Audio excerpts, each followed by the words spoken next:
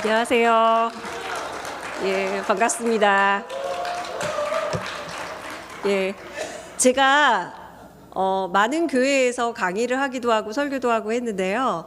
예, 성민교회에서는 처음으로 이렇게 강의하게 돼서 영광으로 생각합니다. 예, 굉장히 낯선 교회네요. 제가 낯선 교회 가면 항상 하는 말이 있습니다. 제가 가지고 있는 이름들이 되게 많이 있어요. 아까 목사님 설명해 주신 것처럼 뭐 교수라는 얘기도 들어봤고요. 박사라는 얘기도 들어봤고, 목사라는 얘기도 들어봤고, 사모님이라는 얘기 많이 듣고 있고요. 그런데 제가 갖고 있는 이름 중에 제일 무겁고 제일 힘들고 그러나 제일 가치 있는 이름은 뭘까요? 네, 맞습니다. 엄마입니다. 제일 힘들고 제일 어렵지만 가장 가치 있는 이름이라고 생각해요. 그래서 제가 갖고 있는 그 어떤 타이틀보다도 가장 아름다운 이름이 엄마라고 생각합니다. 그래서 많은 분들이 기독교 교육이 무엇이냐 물으신다면 저는 주저하지 않고 제 책에도 그렇지만 말씀드렸던 게 기독교 교육은 입양이다. 가슴으로 낳은 내 아이, 복음으로 낳은 내 아이를 키우는 일이다 라는 얘기를 꼭 드립니다. 그 이유가 기독교 교육이 마치 주일학교에서 공과 공부 그것 하나만으로도 축소되는 이런 현상이 굉장히 교회마다 있거든요. 그런데 실제로 기독교 교육은 그렇게 좁은 개념이 아니라 굉장히 넓은 개념이며 그리고 우리가 하고 있는 교사들만의 일이 아니라 전 교인이 다 같이 해야 하는 일이다. 그래서 오늘 특별 세미나를 여러분들과 함께 이야기 나누게 된 것 같습니다. 그래서 어떠한 그 이름보다도 엄마라는 이름의 가장 큰 무게를 가지고 엄마, 아빠라는 양육자라는 이름의 무게를 가지고 여러분들과 함께 교사로서 양육자로서 부모로서 어떻게 우리 다음 세대들을 사랑하고 키울 것인가 하는 이야기들을 함께 나누고 싶습니다. 그 첫 번째 시간을 지난 시간에 가졌었는데요. 우리가 다음 세대 그리고 기독교 교육을 이해하기 위해서는 인간이 무엇인가 하는 것을 이해하는 게 굉장히 중요합니다. 인간은 두 가지 여행을 항상 하면서 살아갑니다. 첫 번째 여행은 지난 시간에 말씀드린 것처럼 시간 여행이에요. 태어나서 자라가면서 늙고 그리고 죽음을 맞이하는 이 생로병사의 과정, 이게 인간의 첫 번째 시간 여행이라고 할 수 있습니다. 그 시간 여행을 어떻게 의미 있게 보낼 수 있을까 하는 것을 지난 시간에 얘기를 나눠봤어요. 한번 화면 한번 보여주시겠습니까? 네.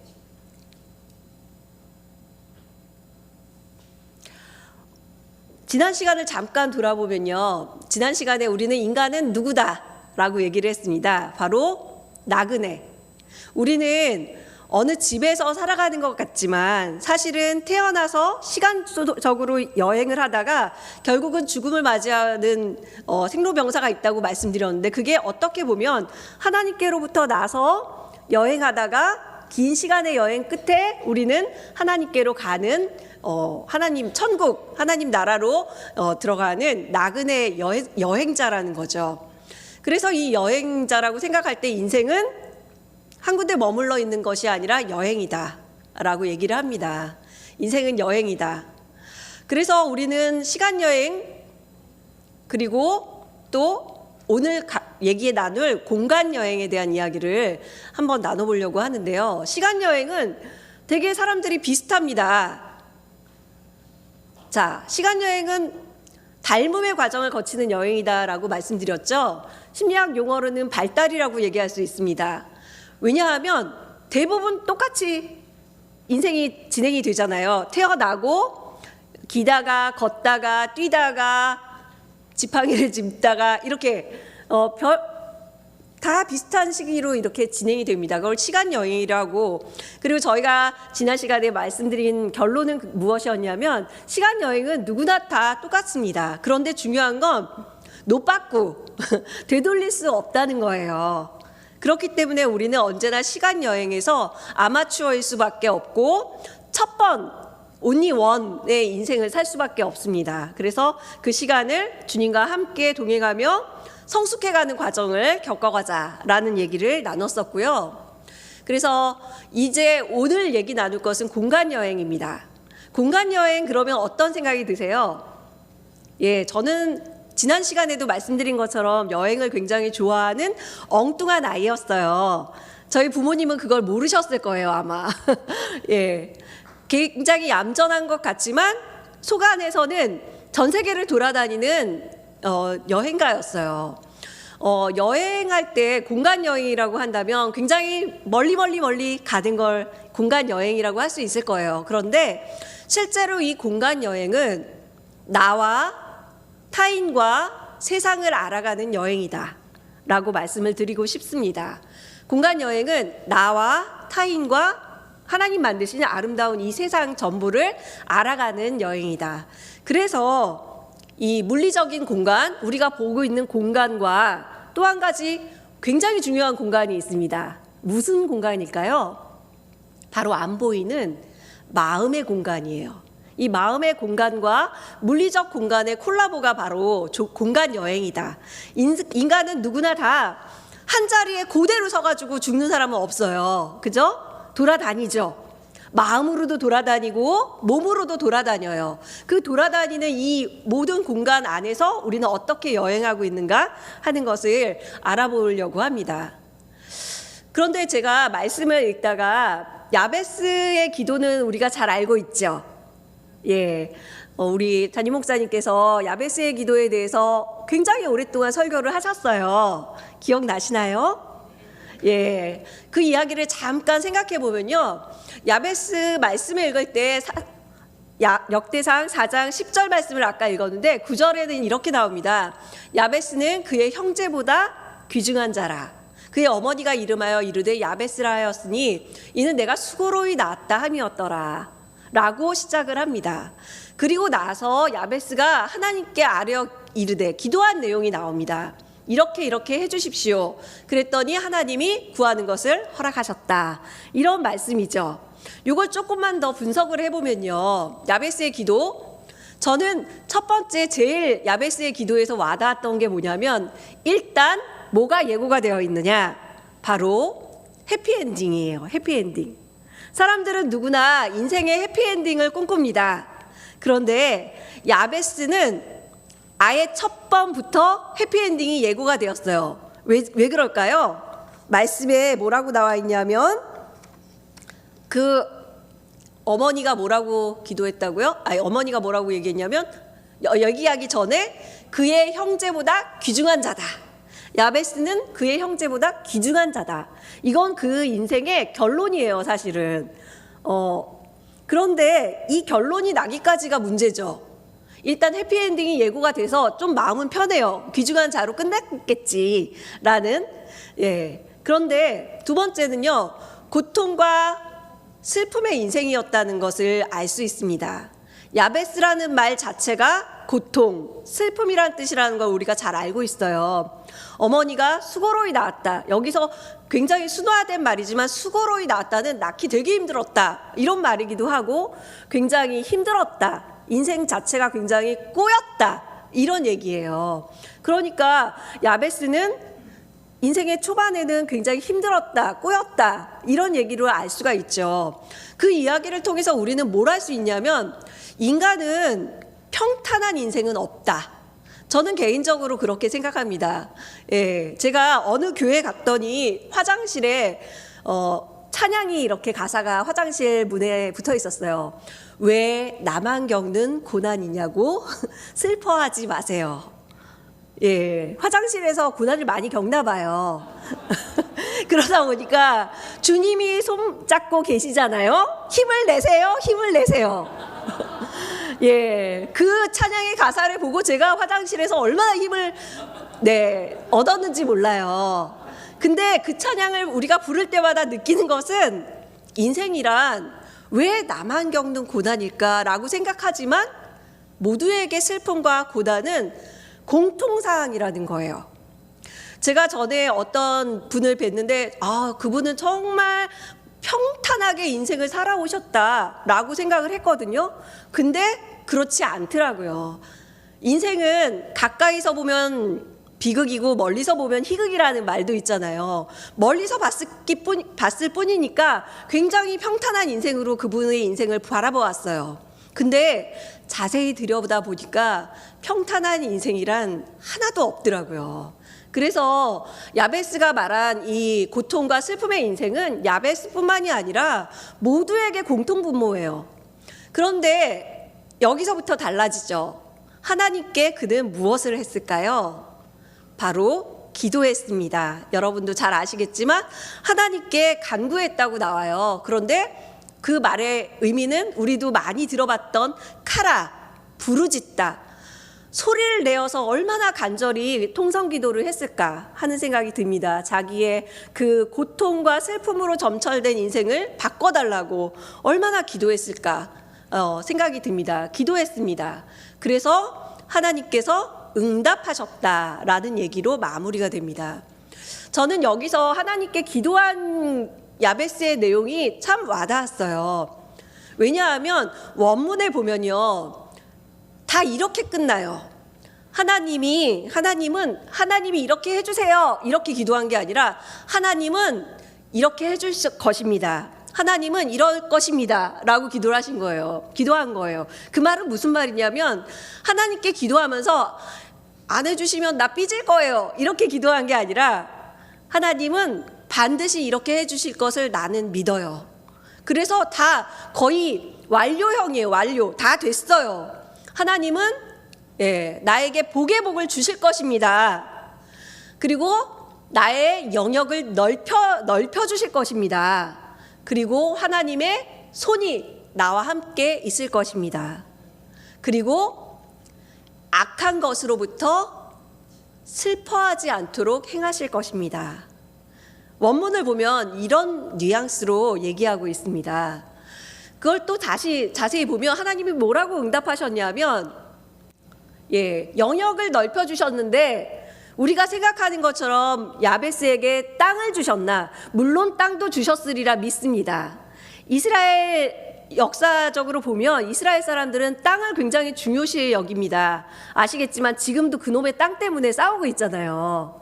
그죠? 땅을 굉장히 중요시 여기는데 그 이유가 그만큼 하나님의 영역이 넓어지기를, 하나님의 뜻과 하나님의 능력이 나타나는 곳이 넓어지기를 바라는 거였는데 야베스는 그래서 자신의 물리적인 땅만 넓어진 것이 아니라 정말 하나님의 능력으로 선한 영향력을 끼치는 사람이 되었다는 거죠. 그리고 평생을 하나님의 손이 함께 한다는 것은 하나님의 손이 뭐죠? 하나님의 능력, 하나님의 힘, 전지전능하신 하나님께서 그를 붙들어 주신다는 뜻이에요. 그래서 하나님의 능력을 의지했다. 의지하는 복을 받았다. 그리고 고통과 슬픔을 이겨냈다. 이게 저는 중요하다고 생각해요. 고통과 슬픔을 없애주셨다가 아니라 고통과 슬픔을 이기게 해주셨다. 하나님은 우리의 인생에 있어서 필수로 들어가고 있는 이 고통과 슬픔을 겪으면서 이겨내게 하시고 견뎌내게 하시고 지나가게 하신다. 그게 참 하나님의 응답이었다는 거죠. 그런데 여기서 이 공간 여행에서 굉장히 중요한 것 중에 하나가 바로 이 선한 영향력입니다. 여러분들 요즘에 무슨 굉장히 좋은 자영업자 그러면서 선한 영향력을 끼치는 자영업자 얘기, 선한 영향력을 끼치는 사람들 이야기 이런 거는 일반 뉴스에서도 많이 들을 수 있어요. 근데 사실은 이게 어떤 면에 있어서는 기독교적인 용어일 수 있습니다. 왜냐하면 나의 영역을 넓혀달라는 것은 물리적인 영역도 있지만 더 중요한 것은 하나님, 내가 정말 하나님의 뜻대로 하나님의 말씀대로 살아가서 많은 이들에게 하나님의 충만함을, 예수 그리스도의 복음을 온 삶으로 전하는 사람이다. 이게 바로 선한 영향력이거든요. 제가 어렸을 때 읽었던 동화책이 있습니다. 바로 보리와 임금님이라는 동화책인데요. 혹시 아시는 분이 있으실지 모르겠는데 이 책은 뭐냐 하면 임금님이 계셨어요. 얼마나 자만하고 오만했냐면 자기가 세상에서 가장 황금빛이다. 그래서 내 왕관도 황금빛이고 정말 내가 최고다라고 생각하는 사람이었는데 어느 날 수도가 아닌 근방으로 나갔는데 보리밭이 있었습니다. 거기에 어떤 꼬마아이가 있었어요. 자기 왕은 이제 내가 제일 황금빛이다라고 자만하면서 내가 제일 멋지지라고 물어봤는데, 이 아이는, 착한 아이는 그렇게 얘기하지 않았어요. 성격상 솔직하게 얘기를 한 거죠. 아니요, 왕 임금님보다 더 황금빛으로 빛나는 게 있어요. 그게 바로 잘 익은 보리예요. 우리 아버지의 보리밭이 세상에서 가장 큰 황금빛이에요. 이 얘기를 들었어요. 그러자 왕은 어떻게 했을까요? 너무 화가 나가지고 불을 질러버립니다. 그리고는 보리밭을 완전히 다 새카맣게 태워버린 거예요.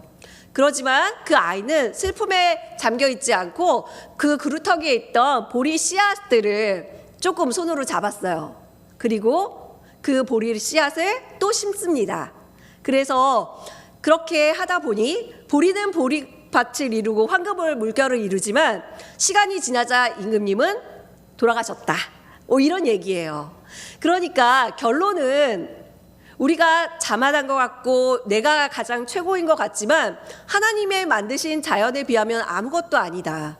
그것을 왕궁에만 있었으면 몰랐을 텐데, 좀 더 여행을 하고 돌아보다 보면 그게 아니라는 것을 발견하게 되죠.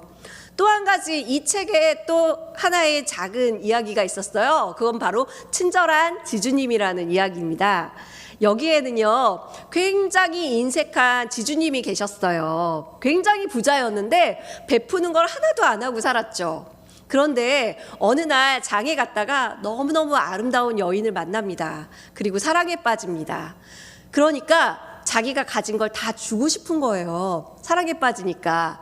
그래서 그 친절한 지주님은 친절하지 않았는데, 모든 사람에게 친절한 게 아니라 그 사랑하는 사람 한 사람을 위해서 친절을 베풀고 선물을 하고 그랬어요. 그러다 결혼을 했죠.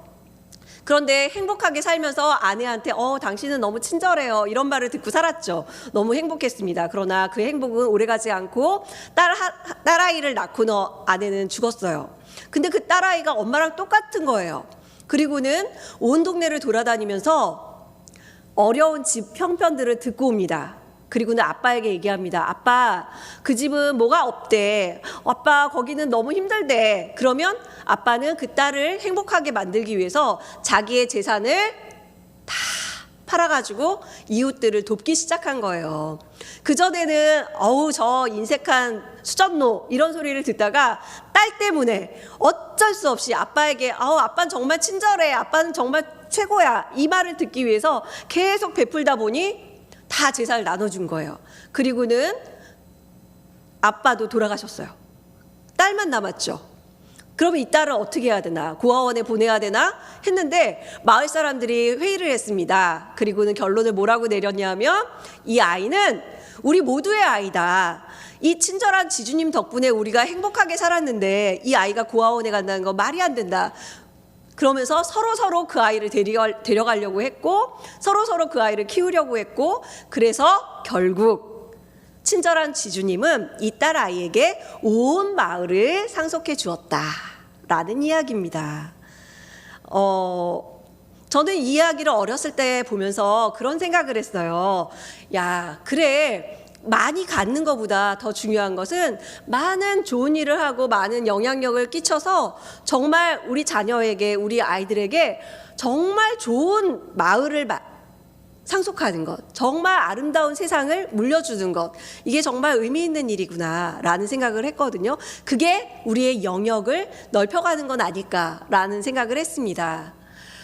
그래서 하나님의 능력을 의지하고 이렇게 선한 영향력을 끼치는 복을 받을 때 우리는, 전에도 목사님을 통해서 알게 되었지만, 세상이 두렵지도 않고 세상이 부럽지도 않고 세상이 지겹지도 않게 되거든요. 네, 사람들이 제일 힘든 게 두려운 거잖아요. 내일을 어떻게 사나. 노래에도 있잖아요. 내일 뭐 하지? 어떻게 살아야 하지? 난 어떤 사람이 되어야 하지? 우리 청년들 같은 경우 아직 미래가 굉장히 깜깜하잖아요. 그죠? 그런 생각이 들 때마다 두려운데 하나님의 능력을 의지하면 두렵지 않다는 거죠. 그리고 부럽지 않다. 하나님이 가장 힘센 분이신데 내 손을 잡아주시는데 내가 부러울 게 뭐가 있나. 예, 제가 어렸을 때 저희 집에 차가 제일 컸어요. 왜냐하면 교회 차가 45인승. 그래서 교회 차가 저희 차라고 생각하고 살았어요. 그리고 교회가 그 동네에서 제일 큰 교회였거든요. 제가 다닌 교회가. 그래서 우리 교회가 제일 커, 우리 집이 제일 커, 우리 차가 제일 커라는 생각을 하면서 살았어요. 하나님의 나라에서 저는 제가 가진 것보다 더 많이 누리면서 많이 행복하게 살았던 것 같아요. 그리고 지겨울 일도 없어요. 할 일이 얼마나 많은데요. 저희 엄마는 늘 바쁘시대요. 저는 이해를 못하는데 바쁘시대요. 지갑도 만드셔야죠. 말씀도 들어야죠. 말씀도 써야죠. 놀러 갈 시간이 없다라는 얘기를 하시는데 지겹지 않고 할 일이 너무 많아요. 하나님의 능력을 의지할 때 그렇습니다. 그리고 정말 중요한 것은 인생의 문제를 뛰어넘게 하시는 하나님을 발견한다는 거죠. 마음에 힘을 주시는 하나님. 우리가 공간 여행을 하면서 제일 중요한 건 이 마음인데 이 마음이 얼마나 힘을 얻고 살아갈 수 있는가가 공간 여행에서 굉장히 중요합니다. 왜냐하면 공간을 넓히기 위해서는 나갈 수 있는 용기가 필요하거든요. 한 발짝. 그래서 그 용기를 하나님이 주신다. 나의 영역을 넓혀주시기를 바랄 때 우리는 물리적인 공간의 확장, 그래서 선한 영향력도 되고 우리가 정말로 이 세상을 알아가기 위해서 멀리 많이 배워야겠죠. 우리 청년들도 그렇고 그리고 이해의 깊이가 확장되는 게 굉장히 중요합니다. 우리는요, 이 공간 여행할 때 제일 중요한 건 나랑 다른 세상이 얼마나 많은지 하는 거예요. 다른 거지 틀린 건 아니잖아요. 그죠? 근데 정말 다르다. 예, 사람마다 다 다르고 하나님이 만드신 우리 모두가 다 각자 다른 것처럼 너무너무 다르다라는 것을 이 공간 여행을 할 때마다 느낍니다. 저는 이 말을 참 생각할 때마다 그런데 마음에 들지 않는다. 여러분 그런 말 많이 하시죠? 예, 제가 이렇게 인자롭게 웃고 있지만 저도 마음에 들지 않는 게 많습니다. 혹자는 저를 향해서 뭐라고 얘기하냐면 저를 잘 아시는 분은 모두 까기 인형이다. 예, 호두 까기 인형이 아니라 모두 까기 인형이다. 다 모두 깐다. 예, 그런 얘기죠. 예, 모두 마음에 들지 않는다라는 말을 사람들은 많이 흔히들 합니다. 저 사람 마음에 안 들어. 저 사람 별로야. 이런 얘기 많이 하잖아요. 마음에 들지 않는다는 말은 무슨 말일까요? 내 마음의 사이즈가 문제죠. 마음에 들어오지 않는다라는 말은 공간이 좁다는 거죠.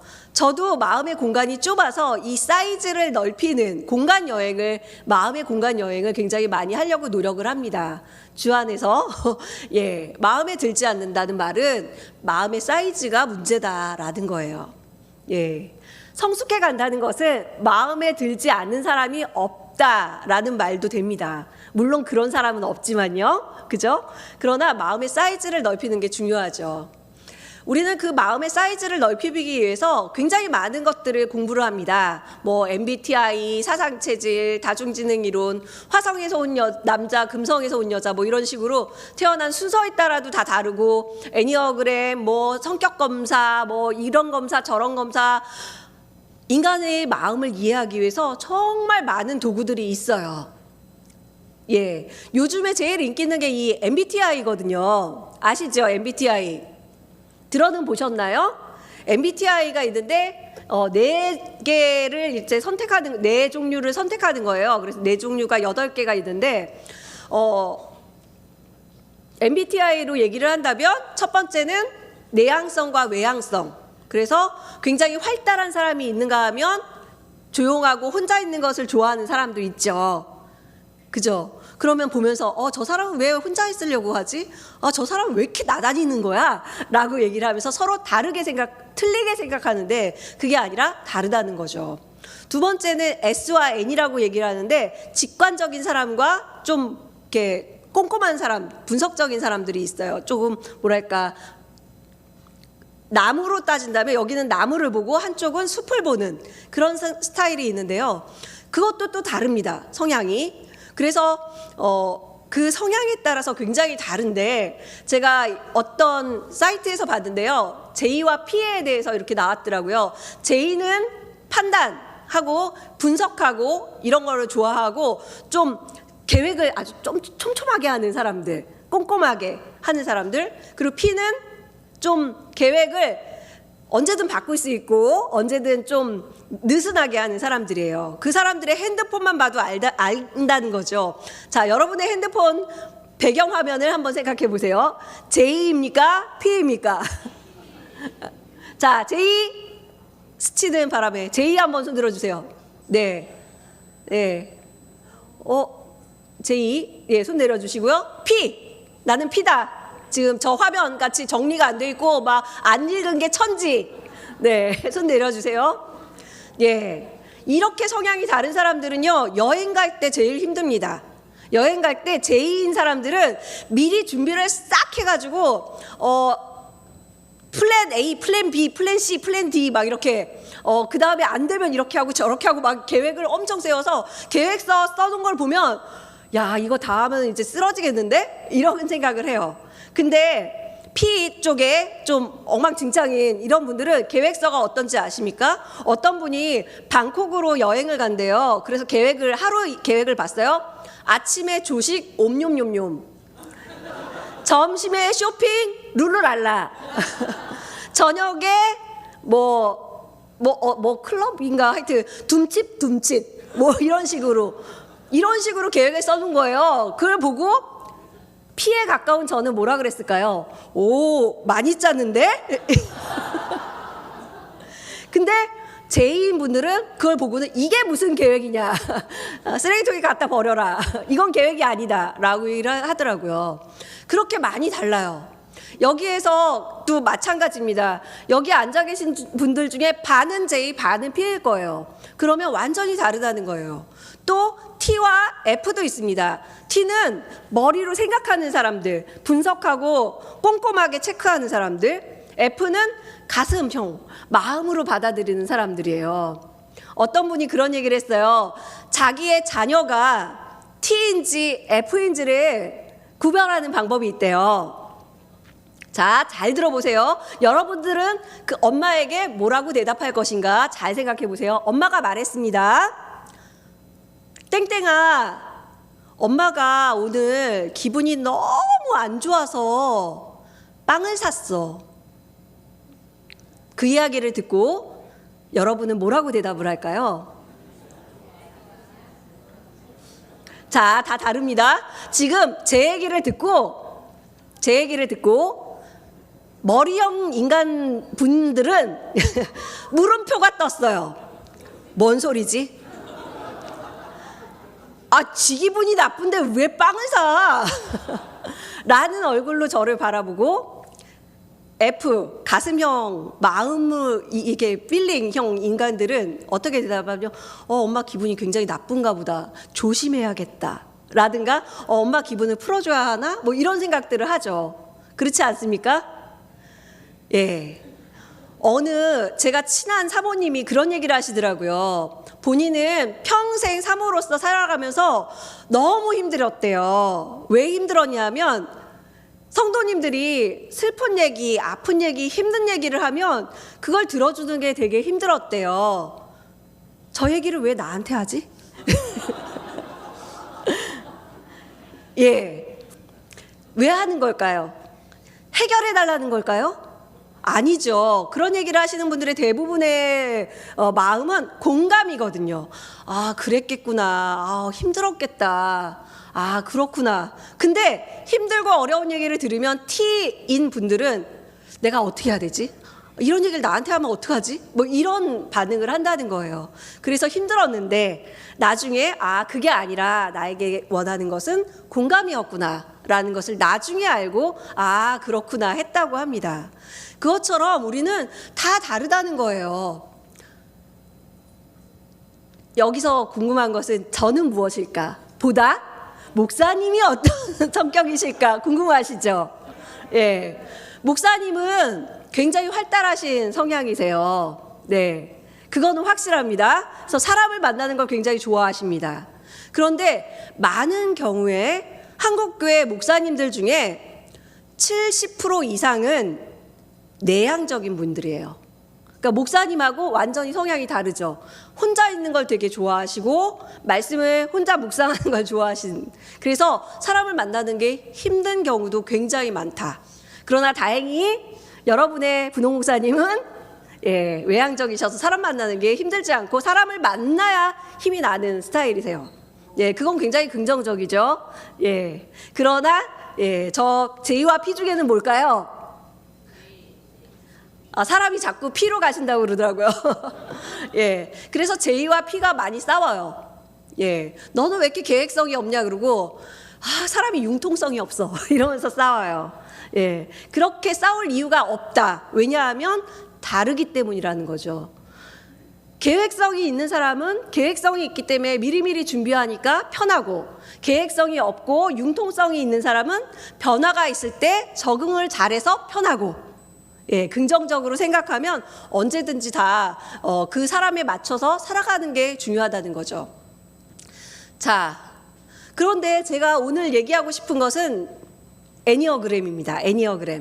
애니어그램은 무려 2,500년이 넘는, MBTI 같은 경우도 100년 좀 얼마 안 됐어요. 그런데 애니어그램 같은 경우는 고대 2,500년 전부터 역사를 가지고 있는 굉장히 중요한 인간 이해의 도구입니다.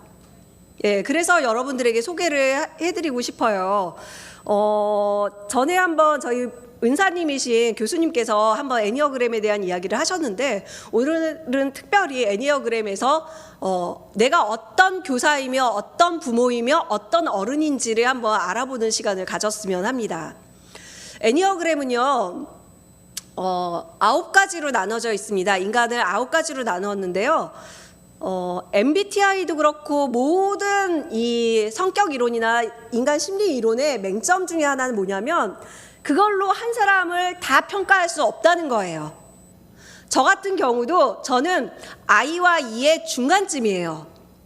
원래 성향은 내향적인데 예수 믿고 교회 생활하다 보니까 점점 밝아져서 이 외향성이 되게 발달을 한 거죠. 그래서 가운데쯤이라는 거예요. 그래서 사람마다 이거다 저거다 못 자르듯이 자를 수는 없어요. 그러나 나는 이쪽이 강한 것 같아, 이쪽이 주를 이루어, 이렇게 나의 성향을 좀 알아보는데 굉장히 도움이 많이 됩니다. 그래서 9가지로 나눴고요. 그림이 자세히 글씨는 보이지 않지만 성향이 있는데, 또 이렇게 9가지가 있는데 하나하나 살펴보면 3개로 유형을 또 나눌 수가 있습니다. 첫 번째는 장형. 장이 어디 있죠? 신체 요 아래쪽에 있잖아요. 그러다 보니까 이 장 힘이 좋은 분들은 행동이 먼저 나가는 그런 성향들이 있는 분들이 장형이에요. 첫 번째는 이제 8유형부터 볼 텐데, 8유형은 이 강한 사람을 추구해요. 내가 여기 어떤 사람 이렇게 나오면 나는 이런 사람이 되고 싶어 라는 게 나예요.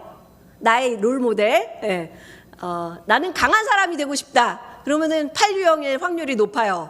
왜냐하면 이 8유형들은 보스 기질이 있어요. 그래서 쫙 잡고 나를 따르라, 내가 할게, 이런 보스 기질이 있습니다. 근데 부모님이 이 8유형이면 많이 힘들어요. 왜 그럴까요? 약간 통제형이거든요. 통제를 해야 돼요. 내 말을 따르라. 제가 영어 공부할 때 영어 선생님이 하신 얘기가, 한국 사람들은 왕영어를 한대요. 앞뒤 다 자르고 go straight, 직진하라, 이런 거. What's your name? 네 이름이 뭐냐? 이런 식으로 왕영어를 한다 그러거든요. 그래서 왕처럼 이렇게 보스처럼 이렇게 통제하려고 하니까 아무래도 아이들이 좀 힘들어해요. 그래서 이런 부모님들은 스스로 내가 나는 강한 사람이 되고 싶은 마음의 욕구가 있기 때문에 아이를 통제하는구나, 이걸 내려놓아야지, 조절해야지, 아이가 한 사람의 인격체로서 살아갈 수 있도록 허용해줘야지, 이런 마음을 내면에서 계속 가져야 된다는 거죠. 두 번째는 구유형, 평화로운 사람, 간디처럼 비폭력 평화로운 사람. 꿈꿔. 나는 평화로운 사람이야. 나는 중재하는 걸 굉장히 좋아하고 아무 문제 없이 우리 공동체가 살아가면 좋겠어. 라는 마음이 가장 크다. 그러면 8유형이에요. 그런데 이분들이 성격에는 항상 그렇듯이 빛과 그림자가 있어요. 정말 좋아요. 이런 분들은 8유형, 9유형의 사람들이 같이 있으면 싸울 일이 없어요. 조화롭게 살아요. 그런데 문제는 그러다 보니까 문제를 덮어요. 자꾸 덮어요. 없어. 우리 행복하다 막 이러면서 사는 거죠. 그러다 보니까 가정에서도 마찬가지. 문제가 있는데 이 평화를 깨고 싶지 않은 거예요. 평온한 거를. 그러다 보니까 자꾸 덮어서 문제가 썩어 문드러지는 그런 경우가 생긴다는 거죠. 그래서 부모로서 어른으로서 나의 어두운 그림자가 무엇인가를 들여다볼 줄 알아야 합니다. 그리고 세 번째, 1유형은 나는 옳은 사람이야. 나는 법과 질서를 지키며 바른 생활, 외길 몇 년 뭐 이러면서 바른 생활을 사나이, 바른 생활 어린이, 바른 생활 엄마, 이런 사람들이 옳은 사람. 그러다 보니까 어떨까요? 그 밑에 엄마의 아들, 아빠의 딸은 어떨까요? 복장 자체가 힘들죠. 바르게 입어야 되고 막 머리 뭐 이렇게 하고 염색 안 돼, 모자 안 돼, 뭐 안 돼, 안 돼. 머스트로 살고 슈드로 사는, 영어로 따진다면 뭐뭐 해야 돼. 그러니까 사실은 교회에 이게 굉장히 많아요. 이런 분들이 많을 수밖에 없는 거. 예수 믿으면 이러면 안 되지. 예수 믿는 사람이 이러면 안 되지. 저러면 안 되지. 안 돼. 이래야 돼. 저래야 돼. 그러다 보니까 옳은 사람은 많은데 누가 그러시더라고요. 우리 집은 흠은 없는데 흥이 없다고.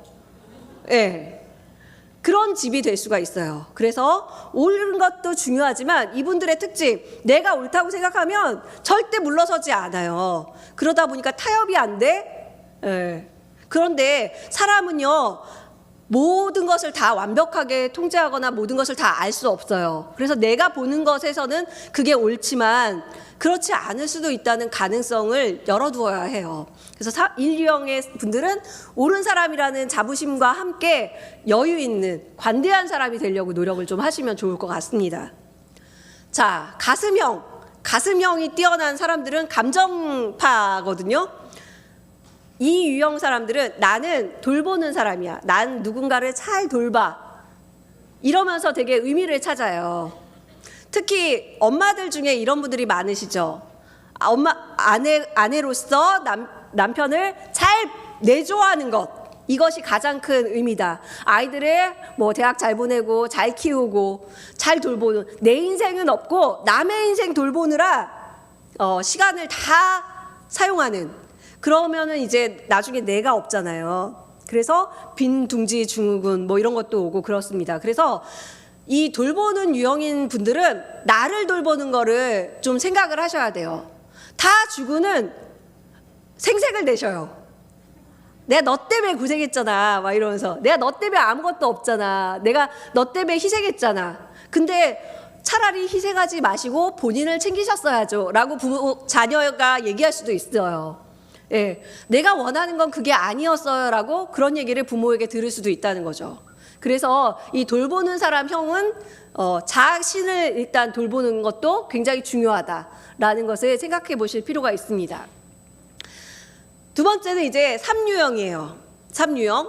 나는 성공한 사람이야 라는 말을 듣고 싶은 거죠. 나는 유능해, 나는 성공했어, 이런 말을 듣는 거를 최고의 가치로 생각하는 이런 분들이 있을까요? 없을까요? 여러분 가까이에 계십니다. 여러분 가까이에 언제나 존재합니다. 존재합니다. 이 성공 지향적인 사람들은 항상 있어요. 이런 분들은 지난번에 제가 애니어그램 강의를 들으러 갔어요. 그래서 각자의 유형에 따라서 모여서 문제를 한번 해결해 보세요 라는 질문을 드렸습니다. 예를 들면 질문이 뭐였냐면, 회사에서 잘렸습니다. 어떻게 해야 할까요? 라는 질문에 대해서 각 유형마다 모여가지고 얘기를 나누는 거예요. 문제 해결을 위해서. 자, 각자 모였죠? 3유형의 사람들이 제일 먼저 놀랍니다. 왜 놀랄까요? 왜 다른 유형이 있지? 다 이 삼유형으로 와야 되는 거 아니야? 성공을 지향해야지. 나머지는 다 루저 아니야? 막 이러면서. 예. 그 웃는 분들은 삼유형이 아니라는 거죠. 왜냐하면 거기에 갈 이유가 없으니까. 내가 아니니까. 그런데 삼유형은 일단 왜 우리 모둠이 정확하게 9분의 1밖에 안 되지? 라고 생각해요. 그리고 인류형 같은 경우는 내가 잘린 게 옳은 거야 안 옳은 거야 이것부터 분석을 하기 시작합니다. 예, 그러면서 각자의 성향에 따라서 문제 해결이 다 달라요. 삼유형은 성공한 사람이 되기를 꿈꿉니다. 그러다 보니까 삼유형 사람들의 그림자가 뭐냐면 척하는 게 생길 수가 있어요. 행복한 척, 잘난 척, 가진 척, 배운 척, 이런 그게 그림자라는 거예요. 그래서 그 그림자를 극복하기 위해서 진실된 나를 만나는 훈련이 필요합니다. 그래서 나는 하나님 앞에서 어떤 존재인지를 바르게 바라보는 훈련이 굉장히 필요하죠. 그래야 자녀에게도 마찬가지로 그의 인생의 목표가 무엇인지에 대해서 바르게 알려줄 수가 있죠. 그 다음에 사유형은요, 사실 부모로서 제일 힘든 유형이 사유형이에요. 왜냐하면 사유형은요, 나는 특별한 사람이다 라는 게 최고의 가치거든요. 유니크하다고 얘기하죠. 나는 특별해. 어떤 분 보면 의상이나 이런 것도 굉장히 독특하게 입으시는 분도 계세요. 그분만 그렇게 입었겠다 싶을 정도로 굉장히 유니크하게. 그리고 생각도 나는 다른 사람과 달라. 그리고 다른 사람은 나를 절대 이해할 수 없어. 이렇게 생각할 수 있어요. 특별한 건 굉장히 좋은 건데요. 특별함을 승화시키면 예술가 기질이 있어서 굉장히 창의적이고 독창적인 작품들을 만들어낼 수 있고 창의적인 일들을 할 수 있는데 문제는 그림자가 있다는 거죠. 이 특별한 사람들에게 그림자는 자기가 특별한 거를 자꾸 놓치고 남 거를 자꾸 눈치를 보고 시기하고 그러는 경향이 생기고 그래서 우울한 것도 많고 그래요. 그래서 이런 분들은 자기가 특별하다는 게 얼마나 의미 있는 것인지를 그리고 얼마나 아름다운 것인지 이것을 알 필요가 있는데 사실 사유형은 우리나라에 그렇게 많지는 않더라고요. 그래서 그러나 나는 특별한 사람이다 이렇게 유형을 생각할 수도 있고요. 이제 머리형, 마지막으로 머리형은 이제 사고하는 파거든요. 머리로 생각하는 그런 사람인데 첫 번째 오유형은 특별한 사람, 똑똑한 사람이다. 나는 똑똑한 사람이다. 나를 규정할 때 나는 어떤 사람일까 얘기할 때 어떤 사람은 강한 사람이다. 나는 성공한 사람이다. 뭐 얘기한다면 오유형은 나는 똑똑한 사람이다. 라는 말을 듣고 싶어하고 좋아하고 그런 사람이 되기 위해서 노력을 하죠. 그러니까 머리형이기 때문에 기본적으로 공부하는 걸 되게 좋아하죠. 지식을 쌓고 머리에다 쌓고 이런 걸 굉장히 좋아합니다. 그래서 이 분들은 지적인 능력들이 뛰어나신 분들이 많아서 요분들은 똑똑한 분들은 공부를 많이 하는 영역에서 직업을 갖거나 활동하시는 분들이 많아요. 그런데 이 똑똑하신 분들의 이 오유형의 그림자가 있대요. 그 그림자가 뭘까요? 똑똑하고 생각을 많이 하고 계획을 많이 하고 그래서 인생에도 재정적인 것도 하다 보니까 모든 면에서 인색할 수 있어요. 지식도 재물도 내 안에 있어야 돼. 안정감을 느끼거든요. 오유형의 사람들은. 그러다 보니까 인색하다는 말들을 많이 들어요. 그래서 지식도 그렇고 재물도 그렇고 자꾸 베풀려고 노력을 할 때 우리 아이들에게도 마찬가지. 지적하는 것보다 그리고 이 오유형의 분들은 자신을 쌓는 데도 되게 잘하는데 자녀에게는 조금 냉담하신 분들이 많아요. 그래서 가급적이면 아까 얘기한 것처럼 T인 분들은 F의 말들을 많이 하려고 노력을 하셔야 돼요. F의 말이 뭐죠? 엄마 나 성적 떨어졌어. T는 네가 그렇게 맨날 밤에 라면 먹고 야식 먹고 공부는 안 하고 청소한다고 하고 공부 안 하고 그러니까 성적이 떨어졌지 라고 하는 T가 있다면 F는 아 그랬구나 다음에 더 열심히 하자 라고 얘기를 하는 거죠. 뭐 그게 그거긴 한데요. 큰 도움은 안 되는데요. 예, 어쨌든 간에 지적질보다는 공감해주고 더 잘할 수 있도록 용기를 주는 게 더 중요하잖아요. 그래서 이 똑똑하신 분들은 분석해서 네가 이렇게 했으니까 그럴 수밖에 없는 거야 라는 감정의 인색함이 아니라 좀 더 부드럽게 얘기하면 아, 우리 엄마가 좀 달라졌는데, 우리 아빠가 달라졌는데 라는 얘기를 들으시지 않을까. 그래서 인생에 더 여유 있는 삶을 살기 위해서 좀 더 관대해지시면 좋을 것 같습니다. 6유형이 있습니다. 6유형은 나는 믿을 만한 사람이야 라는 말을 좋아합니다. 나는 믿을 만한 사람이야. 이런 분들의 특징이 아주 좋은 2인자. 예, 좋은 2인자. 왜냐하면 충성스럽거든요. 굉장히 충성스러워서 어딜 가든 충성하는 그런 사람들이 이제 6유형인데, 이분들의 이 그림자가 또 있죠. 저 그림에 보면 뭐가 있죠? 너무 귀여운데 저 인형의 이름은 걱정 인형이에요. 걱정이 많아요. 예, 메리츠가 아니라 예, 걱정 인형이에요. 걱정 인형. 세상 걱정은 자기가 다 짊어지고 가요. 예, 영어로 하면 in case of, 만약을 대비해서 모든 거를 생각하면서 걱정을 다 해요. 예, 지붕이 무너질까, 땅이 무너질까, 지진이 날까, 해일이 날까, 아무 일도 일어나지 않아도 걱정을 땡겨서 하고, 걱정을 부풀려서 하고, 걱정을 만들어서 하고. 그래서 이게 6유형은 걱정이 많은 스타일이셔서 자칫 굉장히 일할 때 보면 이런 일을 해봅시다 그러는데, 걱정이 많은 사람들은 어때요?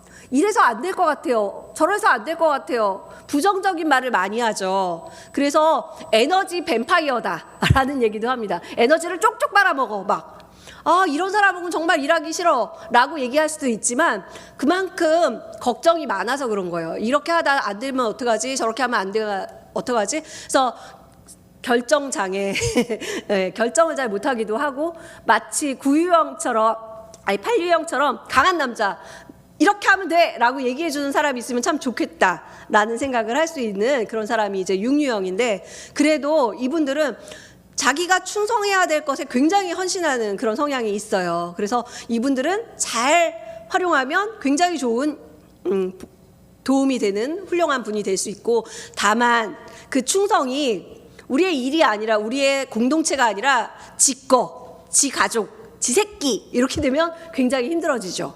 네, 그러면 믿을 만한 사람이 아니라 지 거밖에 모르는 사람, 자기의 안전만 생각하는 사람이라는 아주 작은 카테고리로 남게 되겠죠. 그래서 그거를 생각하면서 우리가 넓혀가야겠죠. 마지막으로 이제 7유형. 예, 7유형은 나는 행복한 사람이야 라는 말을 모토로 살아가는 사람입니다. 네, 뽀로로는 자, 시작. 노는 게 제일 좋아. 네, 노는 게 제일 좋은 사람이 이제 뽀로로 아이들의 캐릭터인데요. 행복하고 노는 걸 좋아하고 걱정 근심 없고, 재미없는 거 제일 싫어하고, 예, 저예요. 보기보다 저예요. 예, 언제나 새로운 흥미롭고 즐거운 일을 찾아 떠나는 행복한 여행가의 모습이 전데, 이 7유형들의 그림자가 또 있죠. 뭘까요? 노는 걸 좋아하다 보니 게으릅니다. 예, 자기가 할 일을 마지막까지 미루다가 하는, 이 강의는 언제 준비를 했을까요? 예. 예, 그런 거죠. 그래서 사람마다 다 다르다는 거예요. 우리는 저 사람 나랑 되게 안 맞네? 그게 아니라 다르구나. 우리랑 다른 사람들이 많이 있구나 라는 것을, 여기에 앉아 계신 분들도 9분의 1이에요. 어떤 분은 3, 어떤 분은 6, 어떤 분은 5, 각자 다 다르다. 그러나 누군가는 다 다르지만 같이, 특히 부부가 그렇다잖아요. 예, 로또라고 그러잖아요, 부부를. 왜 그럴까요? 하나도 안 맞아. 예, 하나도 안 맞기 때문에 끌려서 결혼하신 거예요. 그리고 하나도 안 맞기 때문에 서로 보완을 하는 거죠. 그래서 다른 거를 제일 먼저는 부부를 서로 이해하고, 자녀를 이해하고, 그리고 우리 공동체에 내가 마음에 들지 않은 사람들을 이해해 보는 것. 이게 우리의 공간 여행에서 굉장히 중요하다. 이걸 알 때, 아, 그 사람이 왜 그렇게 행동하는지 알겠다. 아, 그 사람의 가치가 무엇인지 알겠다. 물론 나하고는 다르지만 그게 틀린 건 아니야. 그리고 그게 긍정적으로 발현될 때 우리 공동체에 굉장히 도움이 돼. 라고 넓은 마음으로, 마음에 들지 않는 게 아니라 마음에 드는 그런 부분들이 많이 늘어날 수 있을 것 같습니다. 그래서 이 마음의 여행과 이 공간적인 여행들을 보면서 우리는 인생 영역을 통해서, 여행을 통해서 우리의 영역을 확장해 나가고 있다고 생각합니다. 하나님은요, 우리가 그 자리 그대로 살다가 가기를 원하지 않으세요. 옛날에 아주 유명한 개그 프로에서의 유행어가 있었습니다. 냅둬요, 그렇게 살다 죽게. 라는 말이었는데 저는 그 말을 들을 때마다 그게 얼마나 큰 저주인가 라는 생각이 들었어요. 그렇게 살다 죽는 것만큼 저주가 없어요. 하나님 안에서 온전하여져 가는 우리의 공간 여행이 되려면 그 자리 그대로 그렇게 살다 죽지 않아야 합니다. 계속해서 우리의 마음을 넓혀가고 우리의 물리적인 공간을 넓혀가면서 많은 것을 경험하고 많은 것을 배우면서 많은 것을 나누면서 성장해 가야 한다는 거죠. 인생 여행을 통한 영역의 확장을 우리는 그래서 하나님 안에서 꿈꿔야 합니다. 예, 이 사진은 재작년에 안식년 갔을 때 찍은 사진입니다. 저희 목사님과 함께 갔던 지상 최고의 놀이동산이라는 미국 플로리다에 있는 디즈니 월드예요. 50주년이라고 써 있죠. 50이라는 숫자가 써 있습니다. 예. 저는 개인적으로 공간 여행이라는 것은 인생의 모험 이야기를 모으는 것이다라고 생각합니다. 제가 좋아하는 영화 호빗 뜻밖의 여정, 저는 모험 영화를 굉장히 좋아하는데 여기에 나오는 것도 이 호빗이라는 아주 작은 종족, 여행하기에는 불리한 점이 굉장히 많았던 종족이었던 호빗의 한 사람이 프로도의 삼촌이었죠. 그 분이 여행을 하고는 그 굉장한 모험의 이야기를 책으로 만드는 과정이 나옵니다. 그래서 그 이야기를 모으는 게 굉장히 의미가 있었죠. 그리고 해리포터, 예, 여기 청년들은 많이 보셨을 텐데 해리포터라는 평범한 아이가 마법사가 되면서 모험을 겪으면서 성장하는 이런 스토리들, 이런 것들을 통해서 세상을 알아가고 넓어지면서 얼마나 많이 달라질 수 있을까. 또 센가 치히로의 행방불명이라는 일본 애니메이션을 보면요, 한 아이가 이상한 나라로 떨어집니다. 그 나라에서 탈출하기 위해서 그 아이가 해야 할 일은 자기의 진짜 이름을 찾는 거예요. 그래서 자기의 이름을 알아야 이 이상한 나라를 탈출하고 돼지가 된 엄마 아빠를 구하고 막 이러는 얘기예요. 저는 그걸 보면서 아, 그렇다. 우리의 인생은 모험을 통해서 나의 정체성, 나의 이름, 내가 누구인지를 찾아가는 공간 여행을 평생 하면서 지나가는 여행이구나. 그런 생각을 했습니다. 거기다 뭐 나니아 연대기, 이 책도 굉장히 유명하죠. 예, 사자, 마녀와 옷장 뭐 이렇게 여행을 하면서 하나님의 나라가 어떤 곳인지를 여행하는 이런 모험 영화들 많이 보는데요. 이런 영화들이나 이야기들을 통해서 우리는 나만의 인생 이야기를 한번 생각해 보면 좋겠습니다. 지금까지 나는 어떤 공간 여행을 해왔는지, 그리고 어떤 공간 여행을 해갈 것인지. 제가 이 디즈니 월드를 간 이유는요, 목사님과 함께 간 이유는 놀이동산을 좋아해서? 아니요. 반백년을 살아보니 놀이동산은 이제 나이가 들수록 힘들다라는 것만 깨달을 뿐입니다. 그런데 왜 이 디즈니 월드에는 놀이동산이 무려 4개가 있습니다. 별로 놀라지도 않으시네요. 경주월드, 롯데월드, 에버랜드보다 더 큰 놀이동산이 1개가 아니라 4개가 있다고요. 그 똑같은 4개가 있고요. 그리고 그 옆에 뭐가 있냐면 유니버셜 스튜디오라고, 그것도 놀이동산이죠. 그게 2개가 있습니다. 총 6개가 있는 동네가 그 플로리다인데, 저희가 7일 동안 그 동네에 머물며 6개의 놀이동산을 도장 깨듯이 깼습니다. 하루에 하나씩 가고 주일날은 예배를 드렸어요. 그러다가 발도 접질리고 정신이 얼마나 없는지 놀이기구를 타보면 아시겠지만 정말 정신이 없습니다. 경주월드 갔다 오신 분들 힘드셨죠? 예, 20대에도 힘든데 50대가 되어서 놀이동산을 돈 이유는요. 제가 항상 기독교 교육 학자로서 생각했던 게 있습니다. 우리 다음 세대들에게 우리의 기독교 교육, 우리의 신앙 교육이 정말 최고의 놀이동산과 같은 곳이 되면 얼마나 좋을까? 라는 것을 늘 꿈꾸었어요. 그래서 우리 아이들이 교회에 와서 가장 행복했으면 좋겠다. 정말 행복한 경험을 교회에서 하면서 신앙의 이 기초 체력을 튼튼하게 하고 세상으로 나갔으면 좋겠다. 이런 꿈을 꿨거든요. 그래서 세상에서 가장 재밌고 신난다는 이 놀이동산에 가서 뭐가 그렇게 좋은가 하고 봤어요. 정말 최첨단이더라고요. 안경 쓰고 자전거 같은 거를 탔는데요. 마치 아바타에 나오는 그 새를 탄 것 같더라고요.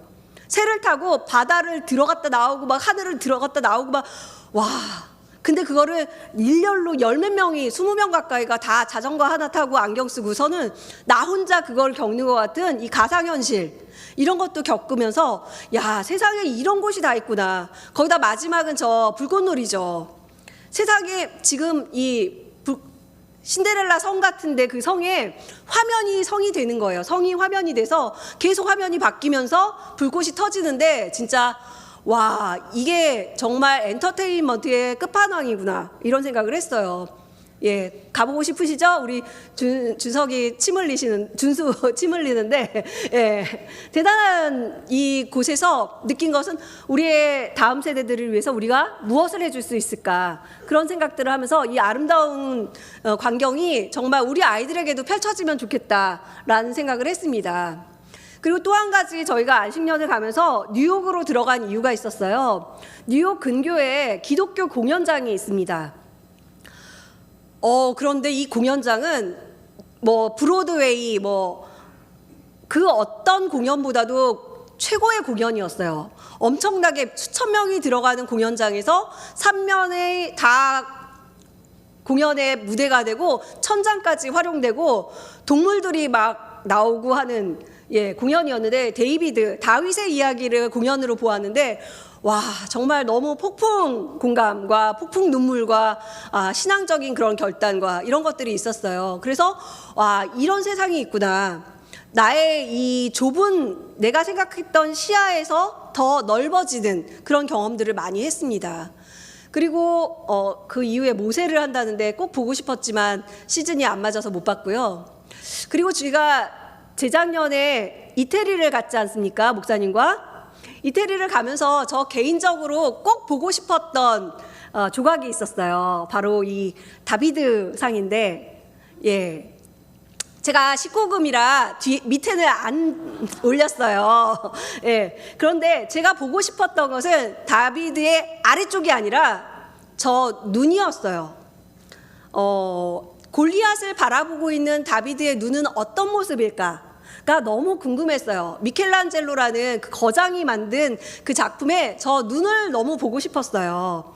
그래서 가서 봤는데요. 저 눈이 자세히 보면 죄송해요. 눈알이 하트 모양이라고 그러더라고요. 네, 저 눈이 정말 진짜 조각이 아니라 눈인 것 같아요.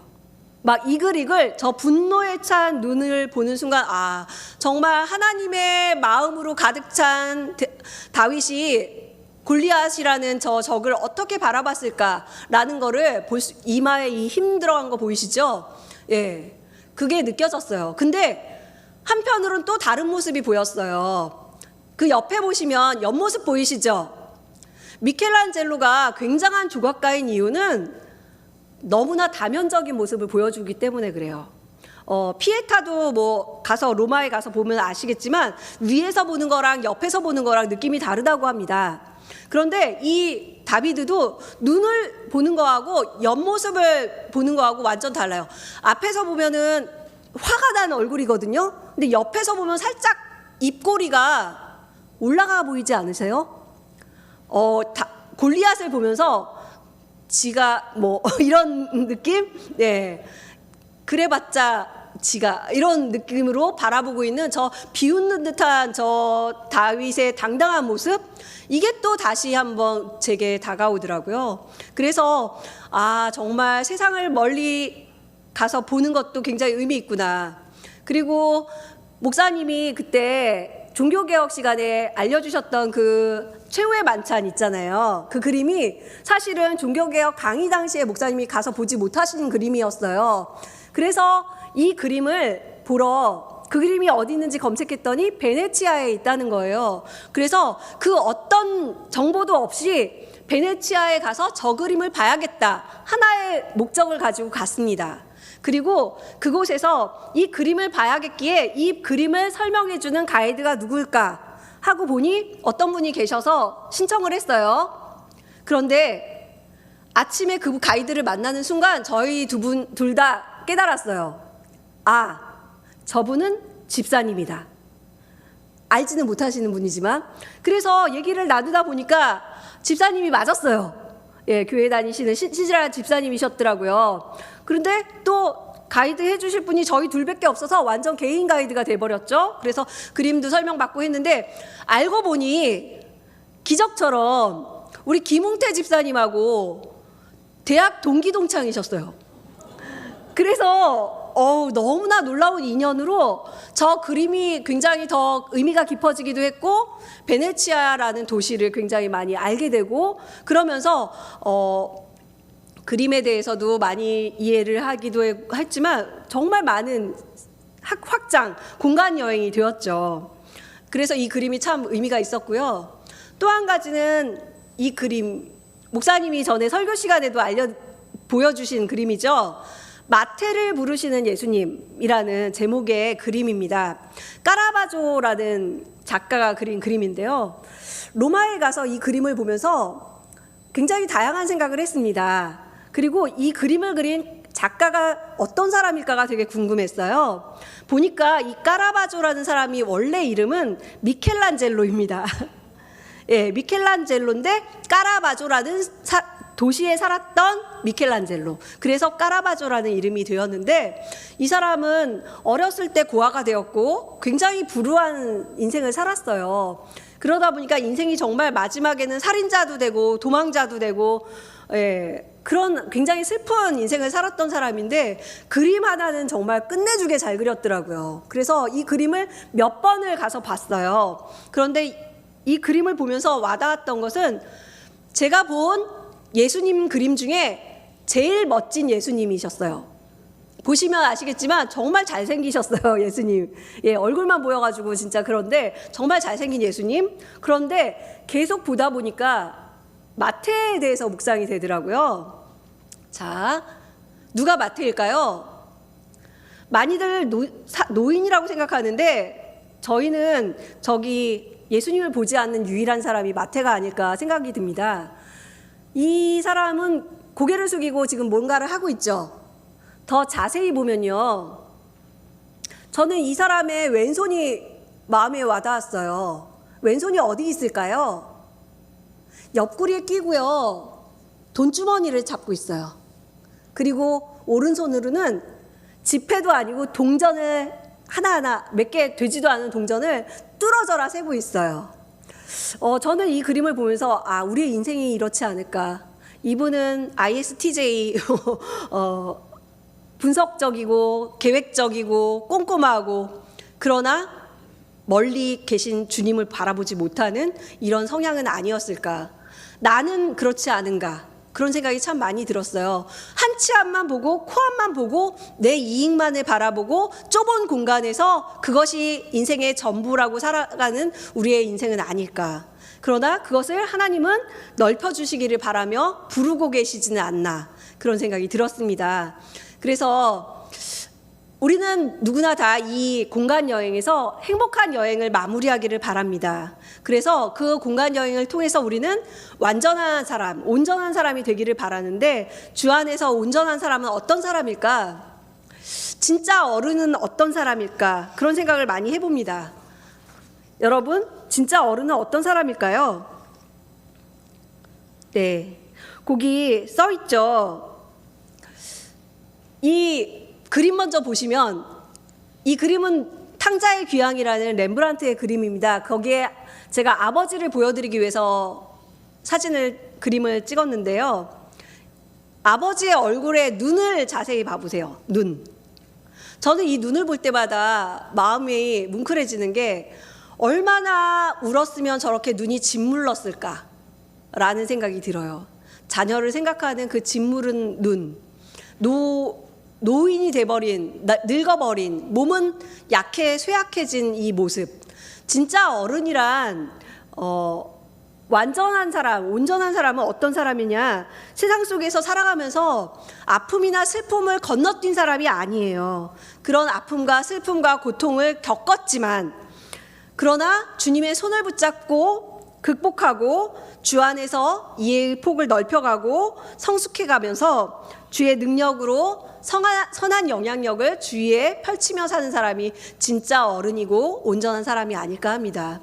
그 공간 여행, 마음을 넓히고 이 세상을 많이 알아가고 그래서 이 세상을 더 아름답게 바꿔가는 그런 사람이 정말 온전한 사람, 진짜 하나님이 바라시는 어른이 아닐까 싶습니다. 그래서 그런 온전한 사람, 어른이 되시기를 바랍니다. 그리고 과제가 있습니다. 저희 양육훈련학교는 항상 숙제가 있잖아요. 네. 인생을 마치는 때 나는 어떤 사람으로 다른 사람의 마음에 남고 싶나요? 남기고 싶은 나의 모습을 그림이나 글로 표현해 보세요. 전도서 7장 4절에는 이렇게 나옵니다. 지혜로운 자의 마음은 추상집에 있으되 우매한 자들의 마음은 혼인집에 있느니라. 그러니까 어리석은 사람은 마음이 파티에 가 있지만 지혜로운 사람은 우리의 인생이 어떻게 끝날까를, 우리의 마무리를 어떻게 할까를 늘 염두에 두고 사는 사람이라는 뜻이겠죠. 그래서 하나님 앞에서 나는 어떤 사람으로 마무리하고 싶은가, 묘비명도 좋고요. 이런 모습으로 하나님 앞에 멋진 모습으로 살다 가고 싶다라는 다짐들, 이런 것들을 남겨보시면 좋을 것 같습니다. 그래서 모두가 야베스와 같은 삶, 하나님은 마지막에 이렇게 얘기하세요. 우리가 읽은 말씀에는 하나님이 그 말씀을 허락하셨다 이렇게 나오지만 원래 원문 본문에는 뭐라고 나오냐면 하나님이 그의 손에 그것을 주었다. 예, 하나님이 직접 그에게 주었다라고 말씀이 나옵니다. 그냥 그래 그냥 이렇게 살아라. 내가 그렇게 살게 놔둘게가 아니라 정말 그런 인생이 되도록 하나님이 그의 손에 직접 친히 만들어 주셨어요. 그래서 여러분의 인생도 하나님의 손에 의해서 하나님의 손과 함께 하나님의 능력으로 이겨내며 넓어지며 아름다워지는 인생 되시기를 축복합니다. 기도하겠습니다. 하나님 감사합니다. 우리의 인생이 하나님을 향하여 가는 여행일진데 그 길에서 만나는 모든 사람과 모든 세상을 알아가며 그 모든 세상과 사람들을 섬기며 선한 영향력을 끼치며 아픔과 슬픔도 주님 안에서 극복해가며 모든 인생의 여정에서 아름다운 주님과 동행한 동행 일기를 모아갈 수 있도록 도와주옵소서. 끝까지 완주할 수 있는 힘을 우리에게 주옵소서. 감사드리며 예수님 이름으로 기도합니다. 아멘.